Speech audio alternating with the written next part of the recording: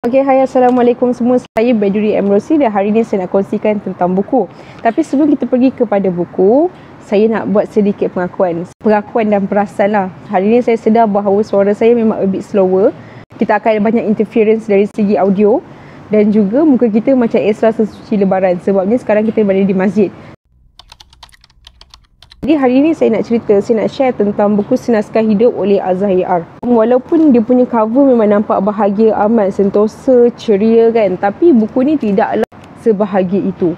Mestilah kan. Buku ni tidaklah begitu santai, tidak juga begitu berat. Dan dia akan ada banyak, not jargons lah, tapi dia ada banyak term yang kalau orang tak biasa dengar, dia akan macam, apa ni? So nasib baik dia ada glossary kat belakang. Okey, jadi tentang buku ni Allah. Oh, tengok duduk dekat masjid sampai berzikir. Alhamdulillah. Respons atau pengalaman saya baca buku ni, 1/5 daripada buku ni saya rasa struggle untuk habiskan, untuk teruskan bacaan waktu tu. Banyak watak yang diperkenalkan dan banyak event yang berlaku dalam tempoh yang sangat singkat. Sampai kalau buku ni tak sesuai lah baca kalau kau tengah baru balik kerja, lepas tu penat. Kalau kau tengah relax, memang fokus ni adalah untuk baca buku ni. Dan kalau kau jenis yang susah nak fokus macam budak ni, maka kena pegang pen lah kat sebelah. Sebab dia macam, okey, kau laki ni, okey, kau ialah bini ni, oh dia ada anak, oh dia tengah pregnant, okey. Lepas tu ni siapa pula? Oh abang dia. Oh okey, ni ialah abang ipar kepada sekian. Ni siapa pula? Oh ex dia. Macam tu dia punya. Pada saya susah nak bayangkan, tapi itulah realiti kita. Sebab setiap orang dia memang ada banyak sangat manusia di sekeliling dia kan. Jadi buku ni dia menceritakan tentang realiti sebenarnya. Nak tak nak kita teruskan je. Dan saya suka untuk teruskan buku ni. Wah, ayat macam. Tapi nasib baik nama-nama dalam buku ni, dia nama watak dalam buku ni tidak begitu canggih tau. Yang paling pun Fidel. Fidel tu bagi saya canggih lah. Nasib baiklah tak tunjuk yang begitu canggih. Kalau canggih aku rasa aku dah penilai ni. Bila ada apa tu, yang ni pun bila dah ada contoh lah. Aku tak ingat nama dia apa, tapi nama panggilan dia ialah Jiah. Jiah ni pun aku dah macam ni yang apa nama betul tadi. Kita akan blur lah, tapi okey je sebenarnya. Okey, tetapi masuk je bahagian 2 daripada 5 sehingga seterusnya tu memang senang je nak tangkap sebab kau dah macam nampak dah buku ni tentang apa. Jadi buku ni menceritakan tentang buku, industri buku dan perjuangan. Kalau you nak tahu tentang buku, kalau you nak tahu tentang industri buku sedikit, pasal pesta buku, pasal perjuangan orang buku, boleh baca buku ni. Kamu boleh kena baca buku ni sebab dia menceritakan tentang perjuangan itu. Buku ni, dia bukan ada seorang saja watak utama, tapi dia ada 3. Jadi mula-mula, bila kita ni dah biasa dengan watak utama hanya seorang atau 2 orang, kita rasa macam, siapa watak utama dalam buku ni sebenarnya? Tengah-tengah macam ni yang watak utama. Tiba-tiba, bila hujung, watak ni pula. Jadi kau sebenarnya siapa? Sampailah aku baca balik blurbs ni, baru kita faham bahawa watak utama ada 3 orang. Mereka ni saling kenal, tapi bukannya 3 orang ni kenal serentak terus. Contoh macam awal tu sebenarnya Fidel kenal Helmi, tapi tidak diceritakan perkaitan mereka. Dan tengah-tengah tu Zara Zaif kenal Helmi. Dan hujung tu baru mereka kenal dalam satu tim. Persamaan mereka ialah di awal penceritaan mereka kehilangan benda yang besar. Razaf dia kehilangan reputasi. Dia bukanlah maruah, dia punya image tercalar dengan teruk. Dia terlibat dengan skandal plagiat. Orang kata waktu tu macam orang tengah PBKL, bayangkan tengah PBKL. Lepas tu dia tengah nak sign. Tiba-tiba ada orang datang, orang kata, kau ni curi buku aku, copy paste tau. Macam tu lah ayat dia aku rephrase. Buku ni dia punya latar masa ialah zaman sekarang 2023 macam tu. Sebab dia banyak cerita tentang in-trend, banyak cerita tentang media sosial. Okey, jadi zaman sekarang sekali orang burukkan kau, walaupun orang tu tak famous, kau tiba-tiba je boleh nak viral. Sebab apa? Sebab orang percaya dengan kuasa media sosial. Jadi bila kita tercalar ni, bukanlah kita. Jadi bila manusia dia tercalar, sedangkan itu ialah hasil dia memang akan down lah. Dan down tu, dia nak naik balik susah. Dan itulah yang dia perjuangkan. Dia nak memperjuangkan diri dia sendiri, kerjaya dia, karya dia. Kedua ialah Fidel. Fidel ni, awal tu, dia ada wife. Nama wife dia Hanani. Hanani ke Hanini? Hanani. Okay, Hanani tiba-tiba kena bunuh. Jadi kena bunuh tu, bini dia tengah pregnant. Tahu-tahu lah kan apa jadi kat baby tu. Okay, lepas tu, rupanya dia ada anak yang dah besar seorang. Anak yang dah besar tu pula hilang. Jadi, dia tiba-tiba hilang semua dalam sekelip mata. Okay. Yang ketiga ialah Helmi. Di awal penceritaan tu, dia balik-balik family dia kena bunuh. Sampai dia rasa trauma nak masuk rumah tu, sebab dia kata bila dia masuk je dia rasa bau darah. Jadi sudahnya Helmi ni pun dia memang hidup sebagai orang gelandangan. Oh ya, dalam buku ni dia ada cerita tentang gelandangan, tapi the words is not gelandangan. Dan buku ni dia bukannya fokus tentang cinta. Memang ada juga dia selitkan tentang cinta. Plot tentang cinta tu dia hanyalah pemanis lah untuk buku ni. Next, apa yang menarik tentang buku ni ialah buku ni berlatarkan zaman sekarang, iaitu zaman yang menggunakan teknologi. Penulis pandai masukkan elemen yang in trend. Kalau orang tu kaki scroll media sosial, mesti dia akan faham benda tu. Contoh, ejaan screenshot. Ejaan screenshot yang sebenarnya ialah screenshot, tapi dia tukar. Sekali tu lah dia macam ambil daripada komen orang, kalau tak silap. Ejaannya ialah screenshot, macam tu. Lagi ada satu dialog di awal tu kan, dia baca komen juga. Kau ni apa? Kau tinggal sini ke?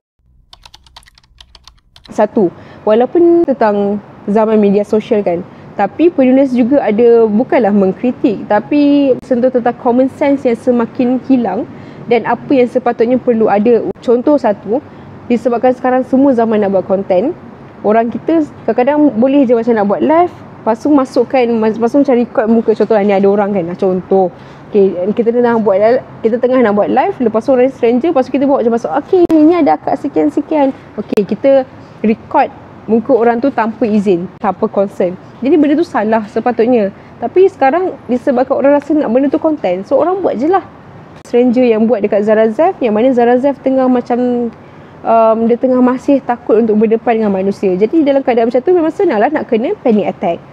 Jadi kita sukalah bila elemen itu dimasukkan, sebab sekarang orang tak perasan sangat dah benda-benda kecil macam tu.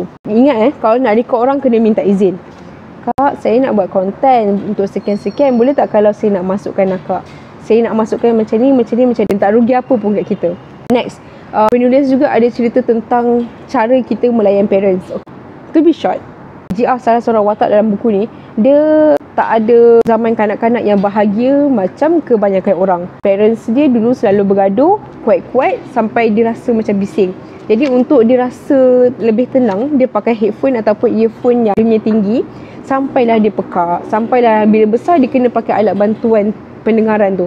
Tapi bila dia dah besar, daripada adik-beradik lain, dia lah yang jaga mak dia. Dah jaga mak dia, tapi tiba-tiba mak dia selalu pula marah dia. Jadi sebagai anak, for sure lah dia akan sedih kan. Jadi sampai satu hari tu dia pun gaduh lah.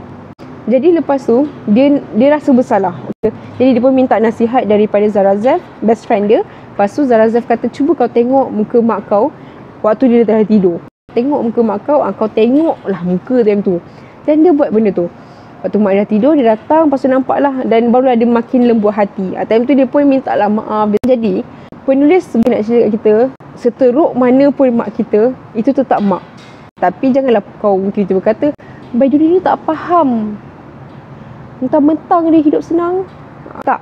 Tapi kita nak bagi tahu konsep ni secara general. Okay, mak tu macam mana pun dia tetap mak kita. Ayah tu macam mana pun dia tetap ayah kita. Santunilah sesuainya. Jadi yang ketiga ialah, saya ada sebut bahawa dalam buku yang bagus tu, isinya adalah perjuangan. Karya mereka tak hanya sedap pada ayat, tapi memang berisi dan isinya ada perjuangan. Yang itulah buku-buku mahal dari segi value. Jadi kalau you nak buat buku, buatlah buku yang ada perjuangan. Oh ya, tadi kan kita ada sebut bahawa buku ini ialah tentang buku dan industri buku, tapi kita tak cerita pun apakah maksud di sebalik itu.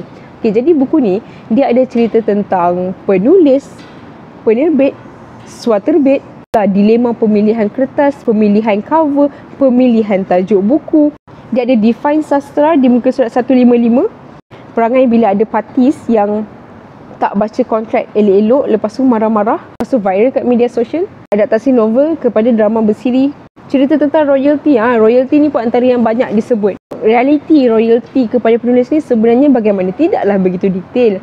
Tapi cukuplah untuk kalau kita ni bukan orang buku, lepas tu kita nak tahu tentang industri buku, buku ni sesuai. Jadi kita tidaklah akan terus kata, kenapa buku mahal sangat kenapa buku mahal sangat, kau tak tahu harga kertas naik. Tapi harga kertas tak diceritakan dalam ni. Allah, bising pula. Walaupun buku ni adalah tentang buku dan industri buku, tapi bukan tentang itu sahaja. Dia ada benda ada banyak masukkan isu-isu lain. Tu macam volunteerism. Oh ya, waktu saya baca buku ni kan, saya join volunteerism untuk saya dapatkan sedikit point of view daripada Zara. Walaupun tidaklah sama, tapi okey lah untuk pengalaman kan. Madrasah Laundry. Madrasah Laundry tu saya baru cipta nama tu Saya tak tahu term tu wujud ke tak. Nama je madrasah, tapi dia sebenarnya ialah tempat korban kepada kanak-kanak yang dijadikan mangsa seks. Jadi buku ni dia memang padat. Target lepas saya baca buku ni lah, saya nak baca lagi 4 buku Khalid. Sebab dia ada 5 naskah tau untuk Khalid ni. Sebab persamaan antara mereka ialah awan. Jadi kita nak tahu juga kenapa awan yang dipilih sebagai persamaan antara mereka. Sebab contoh macam dulu karya Karangkraf, Ramli Awang Mursyid, bukanlah hampir semua, tapi banyak buku Ramli Awang Mursyid yang persamaan di cover bukunya ialah ada mata. Bukan Dajjal dia macam Dajjal di signature tau. Tapi satu penambahbaikan yang tentang buku ni ialah dari segi dia punya glossary. Buku ni bagus sebab dia glossary. Jadi dalam buku ni dia memang ada banyak short form, banyak terms yang kita jarang nak dengar. Maksud itu contoh macam medical terms, macam Mabopa, OT. Jadi semua tu penulis ada compile kat belakang ni. Memang bagus lah, memang sangat membantu. Cumanya dia punya susunan itu mengikut giliran penampilan. Jadi kalau waktu bab 1 ke bab 2 macam tu perkataan Mabopa muncul, jadi Mabopa menjadi perkataan pertama walaupun dia huruf M. Tapi pada saya ikut abjad supaya walaupun kalau tiba-tiba saya buka macam ni kan, so saya buka random, buka glossary, nak cari tu mengikut susunan mana tu macam susah. Kita macam susah nak nampak, takut terlepas. Jadi kalau susun ikut abjad, saya akan lebih prefer yang tu lah. Itu je lah kot. Apapun buku ni memang buku yang baik, recommended untuk baca. Saya tak ada bagi bintang sebab saya jenis yang tak pandai mengira bintang-bintang di angkasa. Okay, terima kasih semua. Assalamualaikum. Bye-bye. Okay, bye-bye semua. Saya tahu kita ada banyak sangat buku bila beli daripada PBKL, tapi buku ni memang kena baca. Bye-bye. Selamat baca lagi buku.